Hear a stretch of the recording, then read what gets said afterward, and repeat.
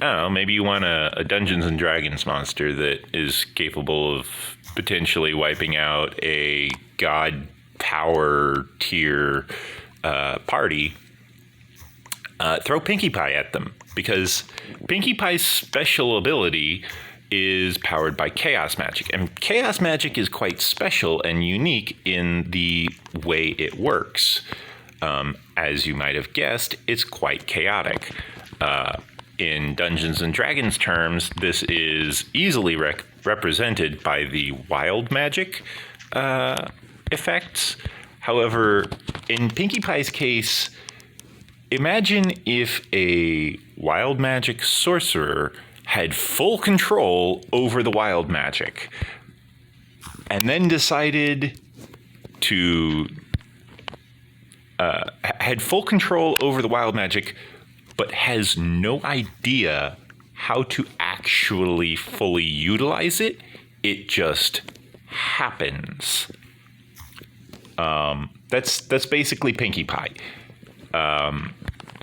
Pinkie Pie has complete control over magic.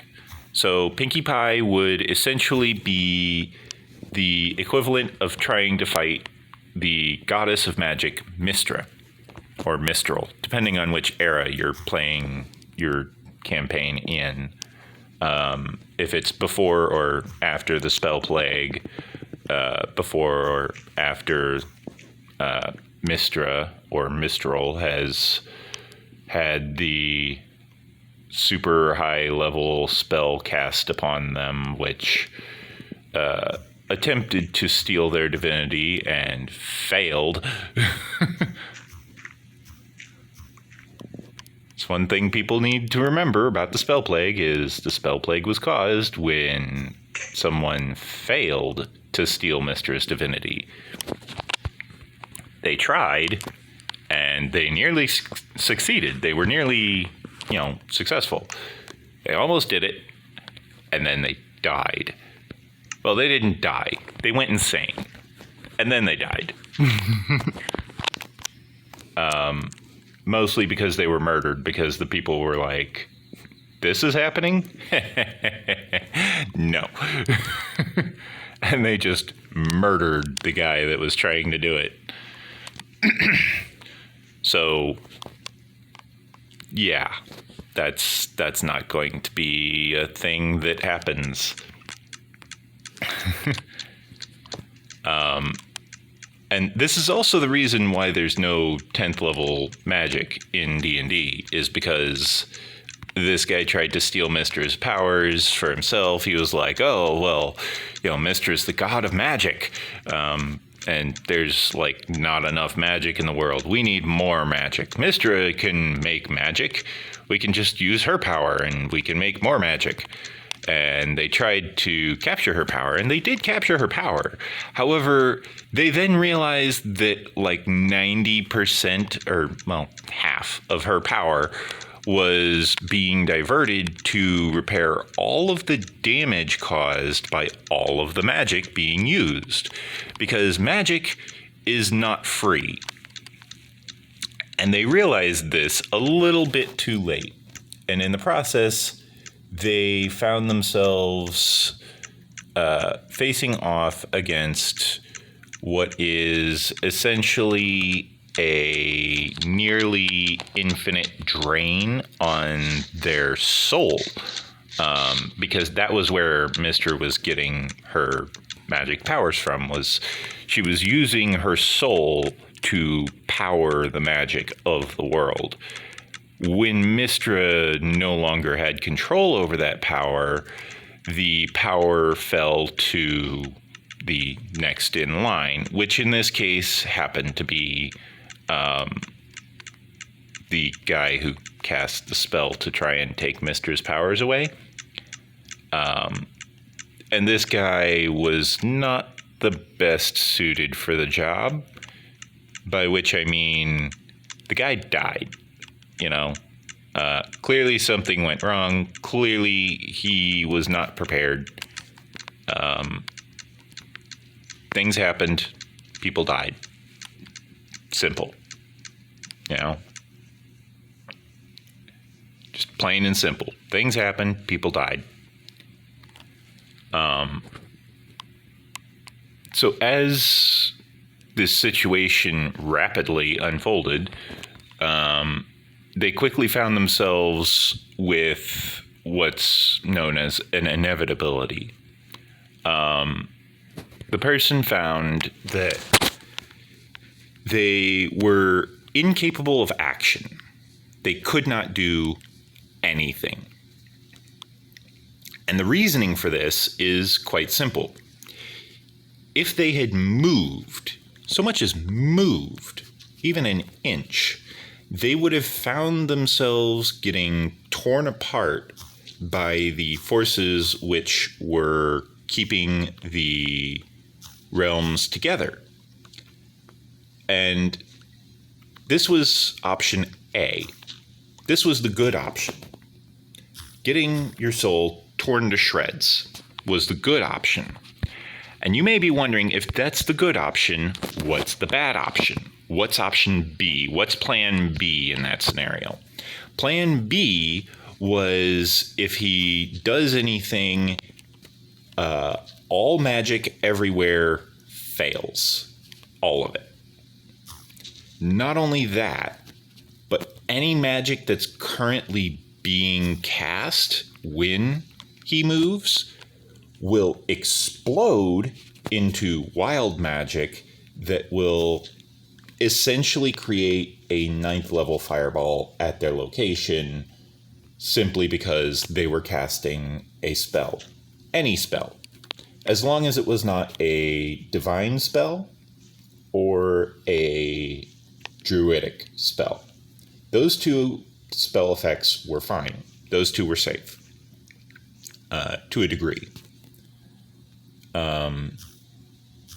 Druids, of course, are drawing upon nature for their magic, so they are using the life force of others. For a out-of-system reference point, that would be similar to in Dragon Ball when Goku does the Spirit Bomb attack. That would be considered druidic magic, because it is not Goku's own life force that constitutes the gigantic ball of death that is thrown at his enemies. That is, in fact, the life force of multiple entities, usually, combining pretty much their entire power up until, they almost die, into a single attack. That is the Spirit Bomb. It's a gigantic all-in-one attack that combines the forces of multiple creatures, multiple entities, whatever you want to call them. It's a combo attack. That's a good way of putting it. It's a combo attack. It is, it could include Vegeta providing his power. It can include Chaozu providing his power. It can include Yamcha providing a distraction. Yamcha wasn't very liked in the series by the people who made the series, to the point where Yamcha basically became a joke. That being said, however, Yamcha is technically one of the strongest people in the Dragon Ball Z series. The key phrasing, however, being people, as in, like, a human. Goku, of course, is disqualified because Goku's not human. So Goku is not counted in that measurement. Therefore, Yamcha has a chance. Sadly, however,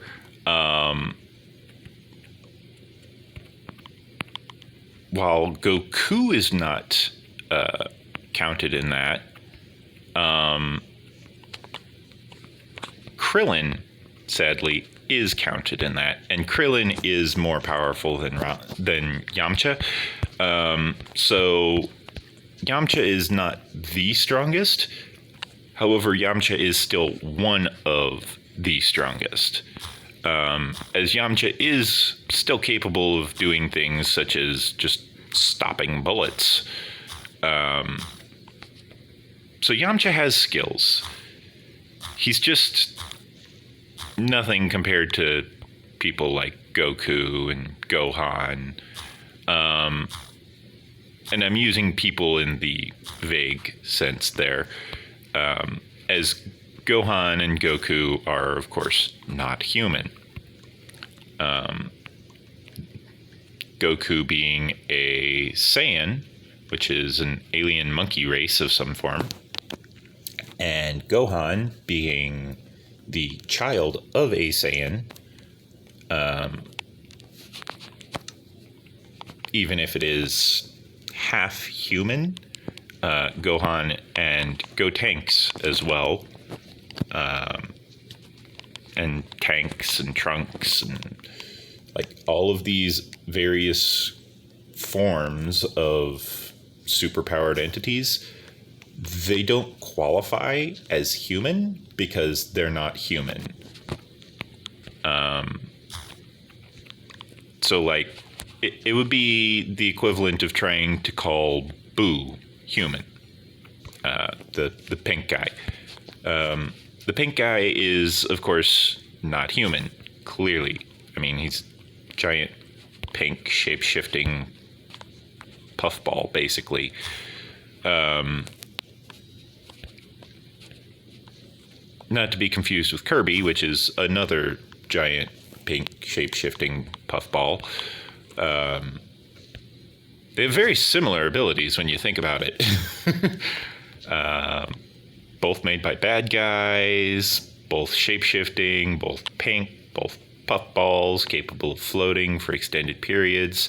We're talking about Boo or Kirby? It's hard to tell. See, we're comparing the two, and when you compare the two, you realize Boo is essentially just Kirby.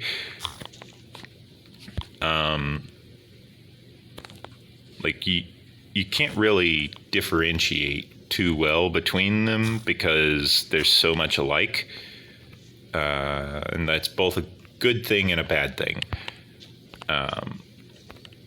Both of them love candy. Both of them just can eat an entire village in one go. The difference between the two, one of the primary differences at least, is in Kirby's case, Kirby was made by the bad guys, and then Kirby was sent out, and Kirby immediately had no idea what to do, and instead just ended up being a good guy. He just entirely on accident was a good guy. And he liked it. He was like, oh, this is awesome. These people will even feed me? Cool. You know? And so Kirby liked it, and Kirby stayed good. And that's why people like Kirby. As for Boo, well, Boo wasn't originally a good guy.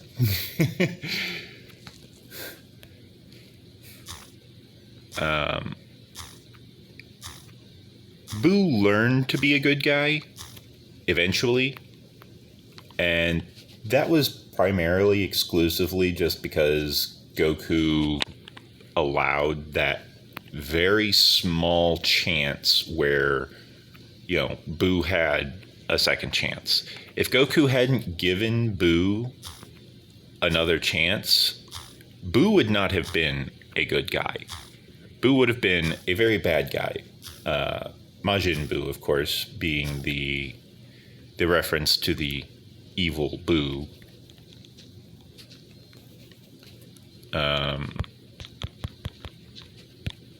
I believe Majin was originally used as the description of an evil genie, if I'm not mistaken. I might not be fully correct on that, though. randomly realized there was a torch missing there. I'm like, hey, there's a torch missing.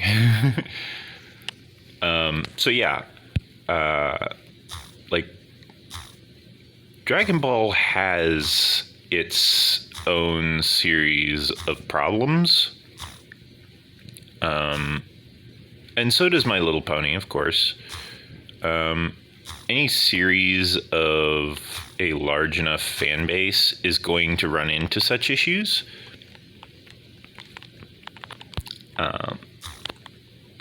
The difference between the many series, the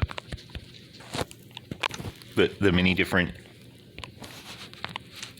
methods which each series resolves the situation, however, the differences definitely reveal a lot about the character development aspect of each series.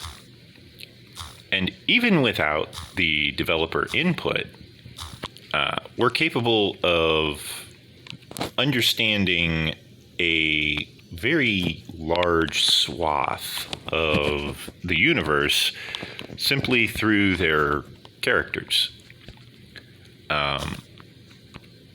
We can sit here and we can say, okay, well, Gohan, for example, is constantly pestered by his mom, make sure you do a lot of studying.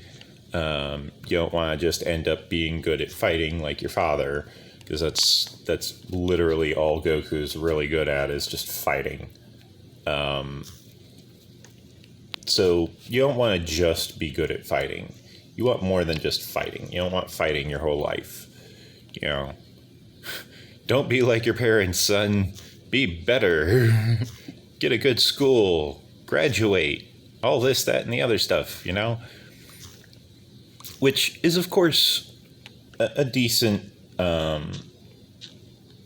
thing for any mother to want, much less Goku's mom, or not Goku's, Gohan's mom. Which, of course, she was crazy in her own right.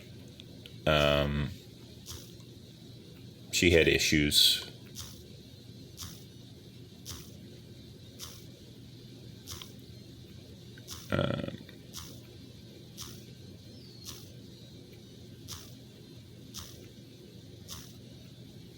But yeah, the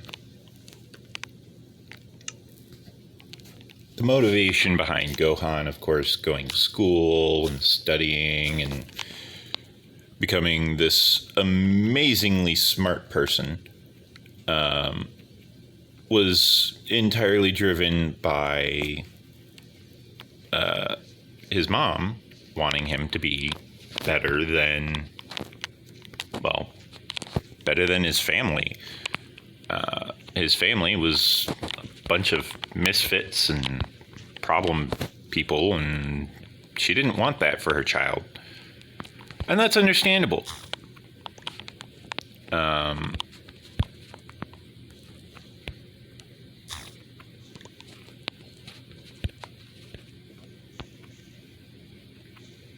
However,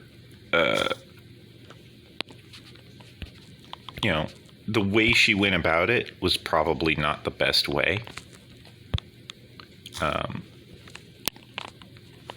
Chi-Chi probably didn't use the best methods.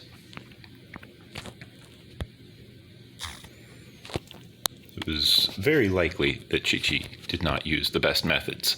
Gohan managed to perform well in school anyways, despite all of the shortcomings of Gohan managed to perform well in school anyways, despite all of the shortcomings of his family, despite his father, despite his mother, despite Rochi being Rochi.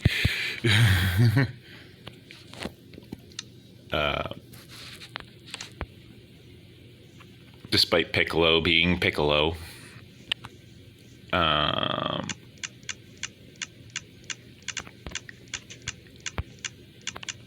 because even the Namekian could tell, like, something was wrong.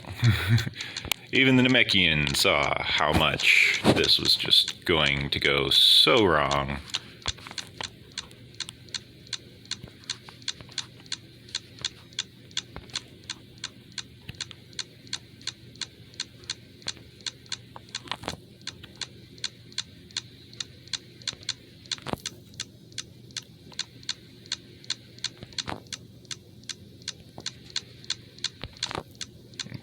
How's this?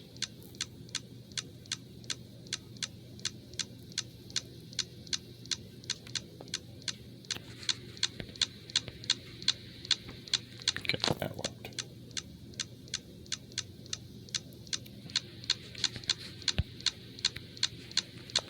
That worked too. Sort it so that everything's all nice and organized. Make sure it's not currently the middle of the night, which it was. There, I slept in the bed so that I don't have phantoms chasing after me. Because we don't want phantoms. Phantoms hurt. The number of phantoms and their strength increases the longer you do not use a bed. And of course, phantoms only show up at night and only below certain light levels, only on certain blocks, blah, blah, blah. It's possible to spawn proof your base so that you don't get phantoms at all. It's a lot of work. And I'm not even sure which blocks spawn phantoms. I'm not sure what the light level is. I think the light level was 8 or 9. I vaguely recall that phantoms can spawn on magma blocks, which is of course no fun because A, you have to crouch whenever you're walking across magma blocks or you take damage. So that's already not fun. Magma blocks are useful though. They're great for a moat because you can just drag down your opponent and make it so that they can't escape your moat, unless of course they brought a pickaxe, at which point they can just crouch on the magma block and dig out the magma block, and then they're free. You know, they can float up to the surface and hop out of the water and be like, haha. Unless of course you have some sort of other ambush planned for them, or if they're just retreating. However, zombies are not that smart, and most illagers are also not that smart. So they might, like, an illager might raid your base, and an illager might do a lot of things to your base, and an illager might do a lot of different things. However, I don't think an illager is smart enough to outmaneuver a magma block. Magma blocks are tricky to evade because when you're in water, you're kind of floating a little bit. So you kind of drift when you go to move, just a little. You have residual momentum, is what I'm trying to get at. That residual momentum causes you to struggle to maintain a solid heading on your direction.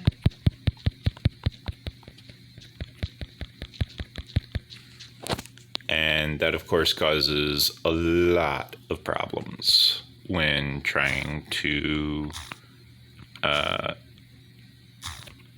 navigate with extreme agility. Oops, didn't mean to put that there. Pick that back up. Put that there, put that there, put the torch back on it. Set that down. here while I pick that back up. So yeah, a lot of different things can happen as you're exploring the depths of all of this lore and all of this information. So you really got to be careful with just how much you want to investigate into something, because the problem with things like the theory of everything is that it includes, well, everything. If you look up the letter A in the dictionary, which actually would be the word A, the word A in the dictionary defines as everything. A is everything. And you may wonder, how is A everything? And in order to explain this, I would like to bring up a reality show that I recall occurring. I think it was called like 6 Degrees of Kevin Bacon. And the entire point of the show was to explain how there are so many people in the world that no matter who you are, you know enough people. Oh, wow, that was random. The random tick speed had occurred. The random tick rate had occurred at just the right time, so that when I went to place the torch, I went to place it on the dirt block, but because the dirt block was no longer existing when between when I clicked and when it placed the torch, it, instead of placing the torch, returned the torch to me and turned the dirt into grass. That was a bug at one point, by the way. The developers had to program that specific corner case into not having that error anymore. So that's something I mentioned in a previous episode, which is when you're developing a game, you have to be prepared for what's known as corner cases. That was a prime example of a corner case. I had managed to achieve something that was so incredibly rare that no normal, sane, rational thinking programmer would ever think, oh yeah, that's totally going to happen. No, instead, as expected, the programmers forgot to cover that specific scenario of events at one point in time, long ago. I think it was version 1.2 or 1.4 when people started realizing that was a bug, that was an issue, an error. And so what ended up happening is way back then, Mojang AB, of course, fixed the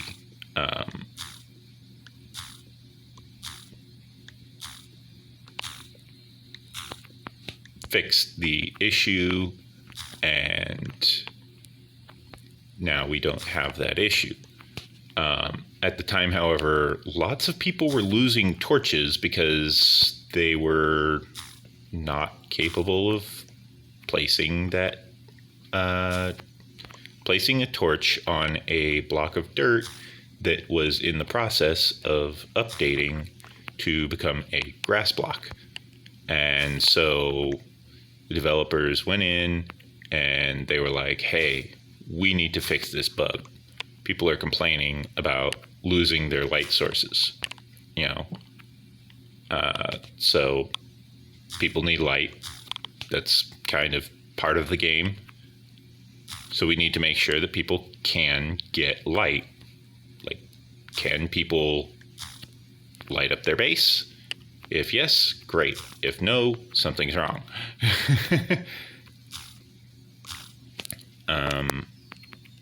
And so they went in and they fixed it. But it was not fixed in the original alpha build of the game. So the alpha build had that error. And they fixed it. You know, that's one of the many updates that people don't realize was applied to the game already long ago. Way back in the past. Long before many of the people who are presently available today to play the game of Minecraft, long before any of them ever had the chance to play. One of the YouTubers who would actually maybe still remember that bug would be the YouTuber Mumbo Jumbo, actually. Simply because he was around back then. He played Minecraft way long ago. When I say way long ago, I'm talking like 1.2, I think, is when he said he first started playing. That's really old. Like, we're in 1.16, I think. So, and there's, of course, 3 version numbers. The third version number is number of updates since the current version, the number of patches, since they have done a major update, basically. So, for example, when they did the parity update, that was a major version, you know? So that, of course, got an update from, I think, 1.14 to 1.16, I think it was. And they just skipped whatever version was in between the Java version and the Bedrock version. So when the Bedrock version updated, it updated 2 versions, whereas the Java version updated 1 version. And this allowed them to be on the same version, and they only had to worry about, okay, well, what if this breaks? Well, now we're on the same version, so now we can just go, okay, well, if it's broken over here and it's not broken over here, then all we have to do is take this text written in Java and write it in C++. Because that's the difference between Bedrock and Java. I did some research on it. It's Bedrock is written in C++, which is, of course, a great programming language. If you can manage to learn it, good luck. You're going to need it. It's a very difficult programming language to learn if you don't already know it. And if you don't believe me, ask someone who does know C++, hey, can you teach me C++, and count how long they laugh? Because if they laugh, they will probably laugh for a good solid minute or 2, and then they'll probably tell you no. Because C++ is a nightmare to try and learn. I tried learning C++ using the game Space Engineers as my motivation because on Steam, the game Space Engineers is built using the C++ engine, which is great until you try and learn it because you use it in all of your base automation in Space Engineers. And Space Engineers is a lot like Minecraft. It's very open world. You can explore space. You can dig down to, well, you can theoretically dig down to the center of the Earth. You don't want to try that because then you just end up stuck and your ship might disappear. You might end up trapped in a crater with no escape. All kinds of different other lovely problems that they've not yet fixed in Space Engineers. However, Space Engineers was developed by NASA, so for all of those people who are wondering, this doesn't feel very realistic, well, No, the problem is not that it doesn't feel realistic. It feels very realistic. That's the problem. The problem is that it doesn't feel very futuristic. It doesn't feel like you're in the future, you know, which is where the game Space Engineers is supposed to be set. Okay, you're traveling through space in cryosleep, and you wake up and find yourself in like the year somewhere distant in the future. I don't know what year you find yourself in, so I'm not going to guess. But you find yourself somewhere distant in the future, and you need to survive this space station basically going completely crazy and trying to kill people. Sounds normal so far.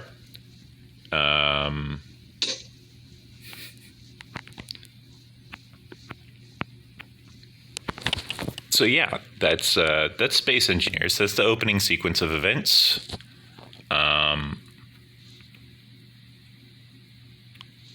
I just realized that this is missing a torch right here.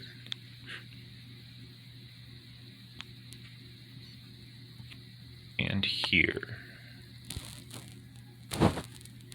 Hey, you're not placed correctly. Get over here. There we go. Oops. Up out of the water and sidestep. Okay, there we go. Now I sneak so I don't fall off again and place the torch there.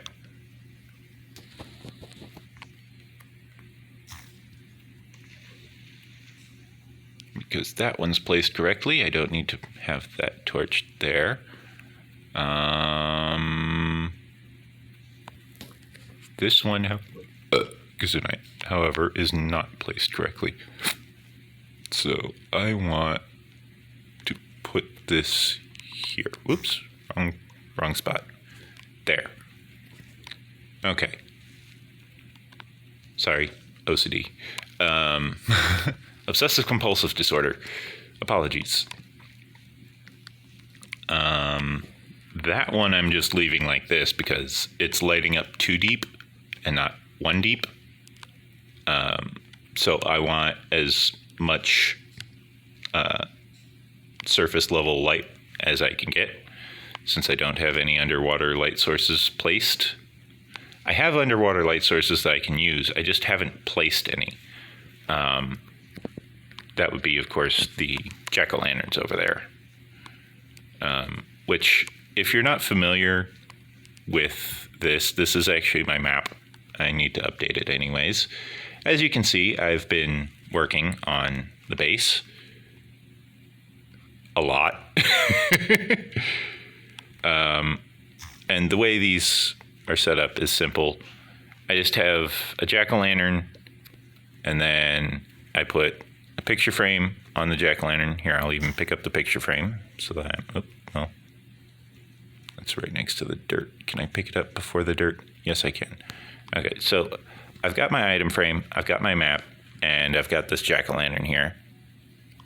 And so I take the item frame and I walked up to the face of the jack-o'-lantern, put the item frame on the face of the jack-o'-lantern, and then I put the map on the item frame, and that allowed me to,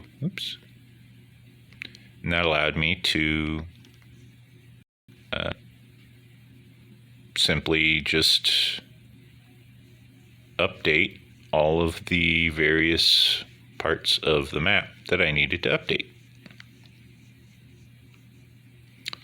This area is, of course, right over here.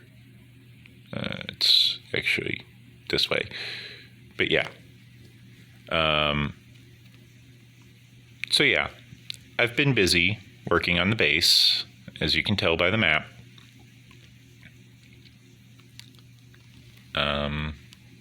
I theoretically could hold on to this map. There's really no harm in holding on to it. Gives me a good view of what's going on. I do like that it's raining, because that means there are no Endermen to chase after me or pick apart my base. Rude. I do need to check inside my base, however, as that is a potential safe haven for Endermen. So I need to check inside and make sure there are no Endermen in here real quick. Just quickly run through my base. I'm basically looking for those pink particles anywhere that isn't attached to my end portal. That's fine. And does it look up top here? Yep. Okay. All good. All clear.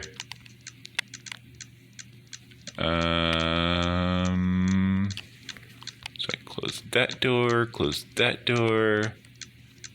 If I wanted to, I could sleep right now, and that would end the night. However, that would also end the rain, and I don't really feel like ending the rain right now. I do, however, feel like finishing up the removal of this stone here in order to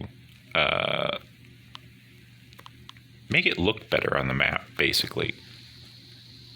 You can see right there the pumpkins and the farm and all that is actually looking rather nice. This part over here is still attached to the mountain, so that's why there's snow on the map there. Same for over here. There's a mountain overhead. So that's just kind of overhanging. But this area, on the other hand, has no such overhang. So the stone is very visible as a result.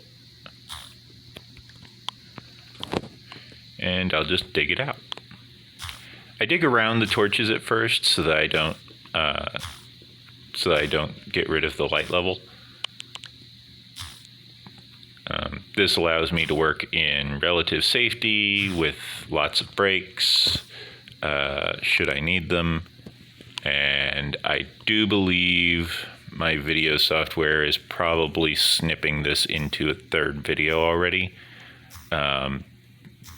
Make sure to like the video, comment, subscribe. If you're not already subscribed, do subscribe. If you haven't already liked the video, then make sure you like the video. If you have not already set your notifications to receive all notifications, make sure you adjust your notifications so that you see all notifications from my channel, so you're notified whenever I upload another video. I try to perform multiple uploads per day, because I know that people crave content, and I know people like to see a lot of progress done in a very short amount of time. So I'm trying to keep the episodes well coordinated, in that they release every day. Not necessarily every hour, but every day. If I released a video every hour, that would just be live streaming, basically. That would also mean I don't sleep, which is a problem. Unless, of course, I cheapened the videos somehow and didn't have a Let's Play. Which I could do. I mean, I could do tutorial videos on things, but I just find them boring. You know, like I could do tutorials. I've done tutorials before. I'm very good at making tutorial videos on things, just in general. Simply because I know that people want certain bits of information in certain order, and they want to know how to do certain things in certain ways, and they don't really want any nonsense about, oh, well, you know, this is a fun fact about this specific ability, you know.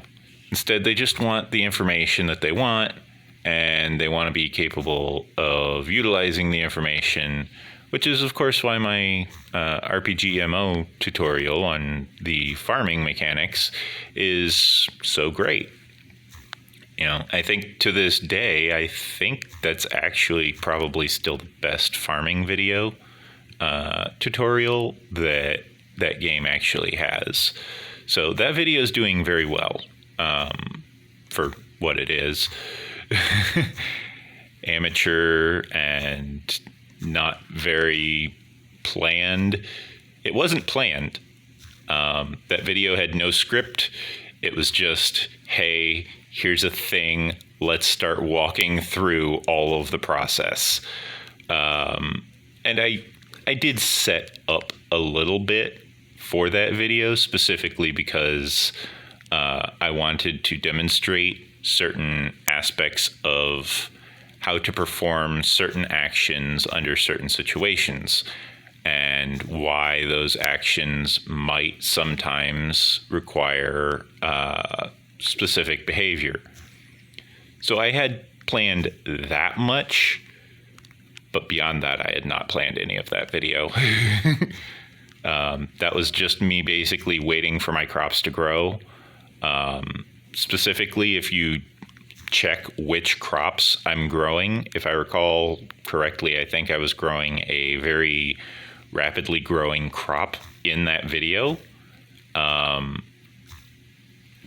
it is a cash crop because people hate growing things. People hate wasting time in that video. It's like, well, you're going to be doing this stuff anyway.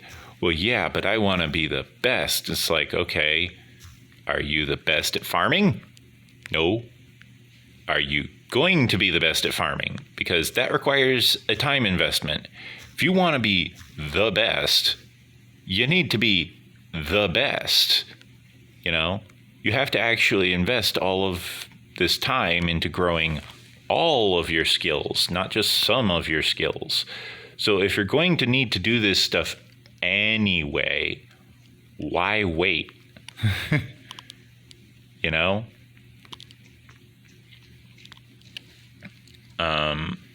Like, if you're going to need to evolve your pet and, you know, grow this massive army, why wait? Why not grow your pets up faster by utilizing all of the tools at your disposal? And they're like, oh, well, you know, I want to make money. And it's like, okay, that's what the auction house is for. That's why there's a player market. And they're like, well, yeah, but how do you drive the player market if everyone is doing everything? Well, in a word, consumables. They hadn't figured that part out yet. They hadn't thought, hey, what about consumable items?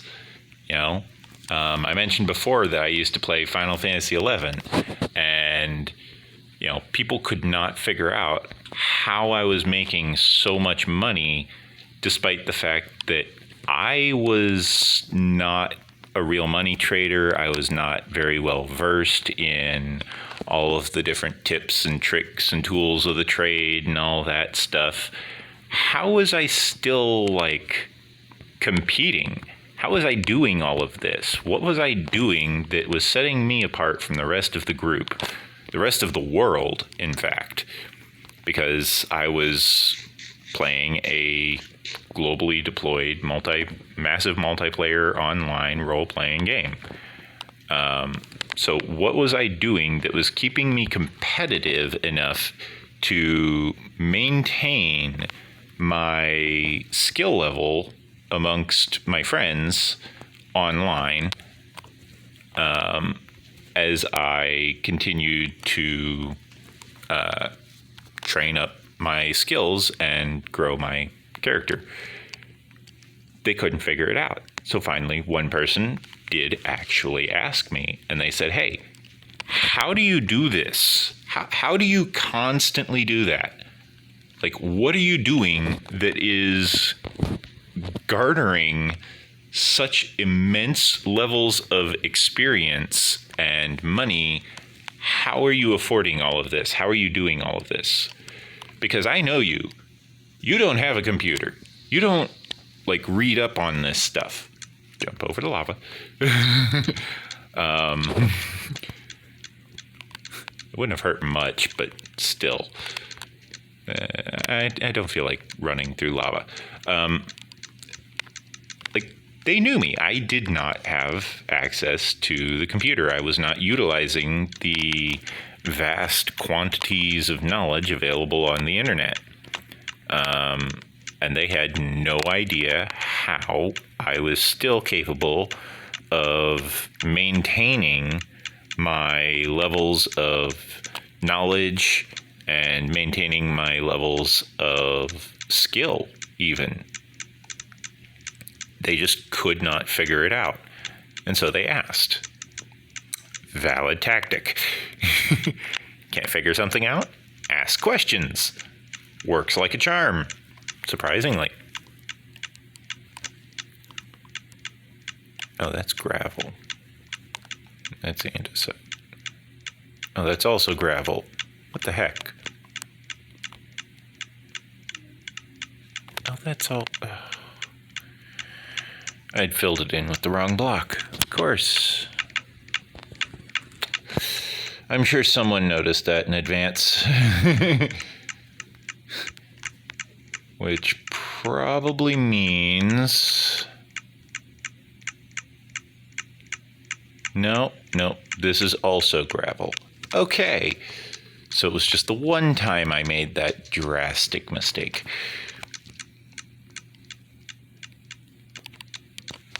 Swap those around because I'm about to need it, along with a bunch more of these tools. So yeah, a lot of people don't really like having things explained to them. I'm not one of those people. I'm the type where I will sit there and I will ask, I'll ask 20 questions. Sure. How long you got? They're like, what do you mean, how long do I got? I mean, how long do you got for answering questions? Because I got a lot of questions. They're like, how many questions could one person possibly have? And so then we're sitting there 3 hours later, and they're sitting there bashing their head against the wall or the table and asking, why are you expecting me to care about all of this? And it's like, well, this was part of what we were talking about. What are you talking about? Why, This is supposed to be expected. They're like, I could have been doing anything. I could have fathomed how to... Yeah, see, look, this does hurt a lot. However, because it's raining, I just kind of immediately extinguish. So yeah.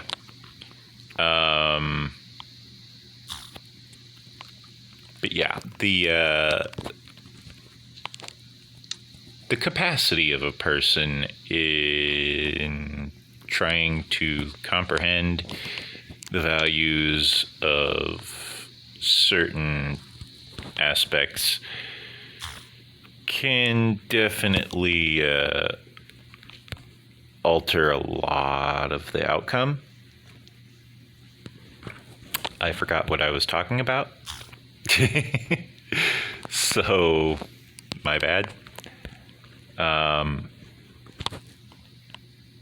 But oh, right, Final Fantasy XI, how I was staying so competitive in a game which, it's an MMO. So if you haven't played an MMO before, I will explain it to you in a very succinct and very simple term for you. If you're not maintaining your skills in an MMO, you're falling behind. And if you're falling behind, that means that everyone is going to start doing better than you really quickly. I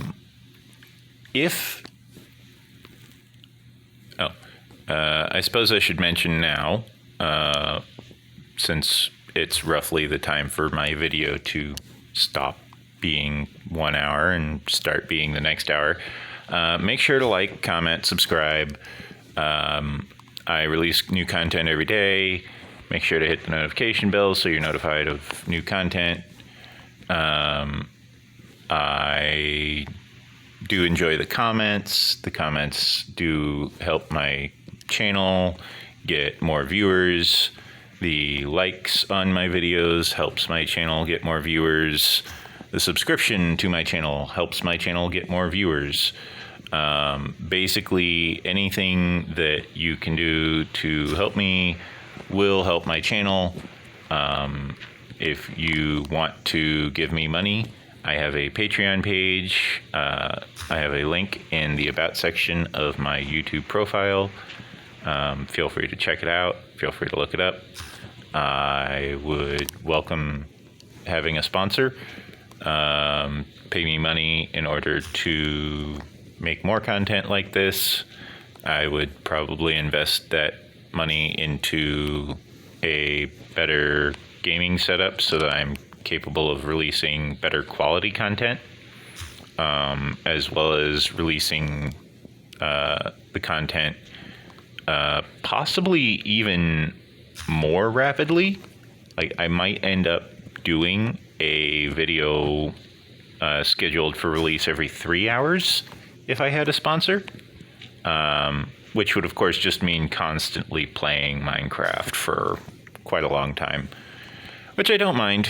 I don't mind playing a lot of Minecraft, especially if people are paying me for it.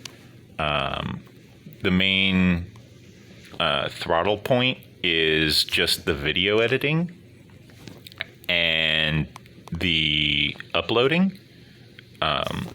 Like, that alone takes 4 hours a day, if not more, just because I'm editing together 3 videos and I'm uploading them all and I have to title them. I actually have not tagged a lot of my videos. I haven't done the tagging, which designates things categorically. So a lot of my videos aren't really categorized. However, I do need to remember to mark episode 0 as a premiere, as that was actually a premiere episode, which of course means it was the first of the series. So yeah, as you can see now, the map is coming together quite nicely. I still have a lot of stone to clear out and replace with dirt, and then the grass will grow on the dirt. I definitely have a lot of digging ahead of me, and it will probably take another few episodes in order for me to dig all of this out. I might cut back this hill to about here or here. I might cut it back to just meet this cliff face.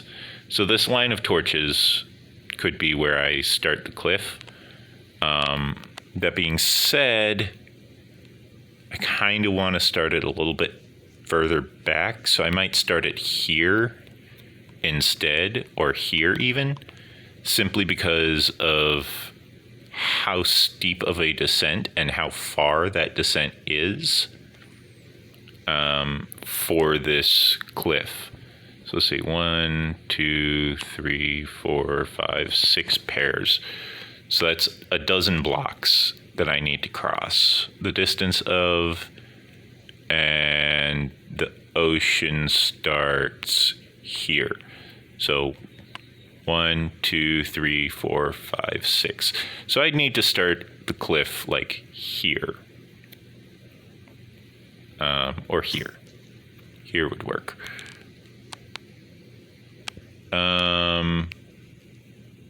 That's doable, I suppose. What else does this line up with? Yeah, this cuts right through here. Okay.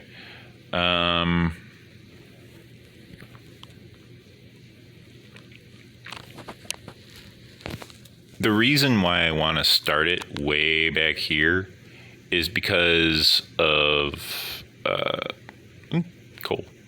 Is because I want to be capable of just running from down there up to here without needing to navigate over to there first. I want to just be able to just go straight across and just run up the cliff and be home, you know? Because I do plan on expanding this out to bridge over the water.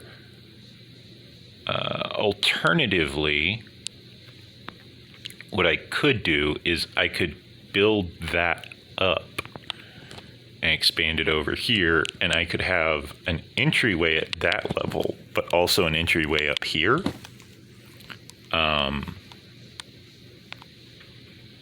That's a possibility I hadn't really considered, I suppose. But if I did that, then I would, of course, want to expand this out to encompass all directions in that manner. So I'd be capable, for example, of rapidly deploying over to that forest over there. Because I would just have I would have a system in place that allows me to just run over all of this territory over to like that pond over there. And then I just drop into the pond or use the pond to, you know, elevate myself. And those guys are skeletons next to the water, which means they'll probably not despawn when it becomes daytime, simply by virtue of not burning to death. That guy did despawn, so he's fine. I shall retrieve my arrow that I missed with, and this arrow as well. Cool. So yeah, and it would of course allow me to have easier access to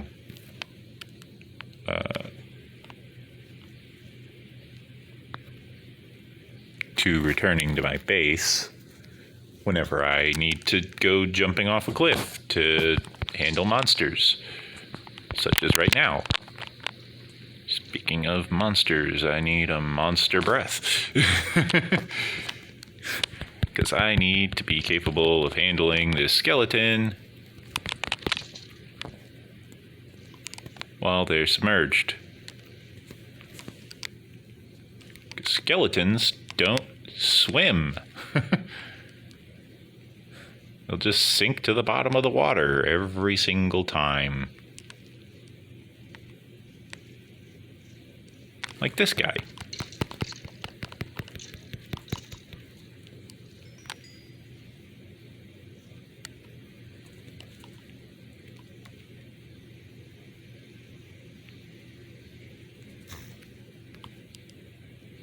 Like, I could take out the squid, but I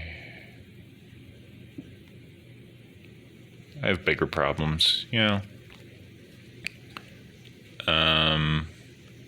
I'll take the stairs for this one. So yeah, I could easily cut back this cliff and make it so that it's easier for me to climb up. It's 12 block drop now that I've measured it. And I could carve that out and, you know, make it look all pretty. I could give it stairs. Stairs are nice. Oh, it stopped raining. I should go rest. Now that things can actually burn to death.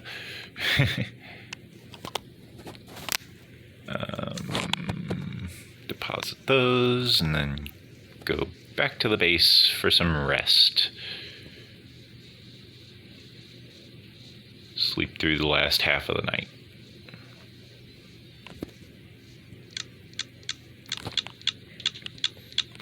Always important to get enough rest.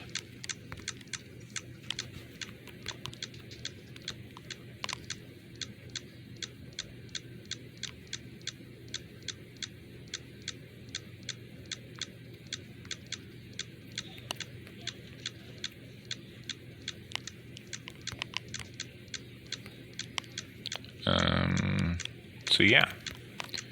But yeah, Java was the original version of Minecraft, and then they released the Bedrock version. Originally, it was called the Pocket Edition version. However, the Pocket Edition and the Bedrock Edition are technically the same thing. Bedrock Edition is simply the Java edition remade in the C++ programming language. Space Engineers is also written using the C++ programming language.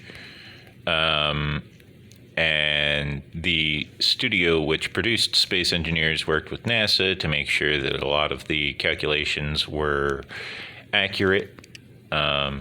So like the mass, for example, is an accurate calculation of mass.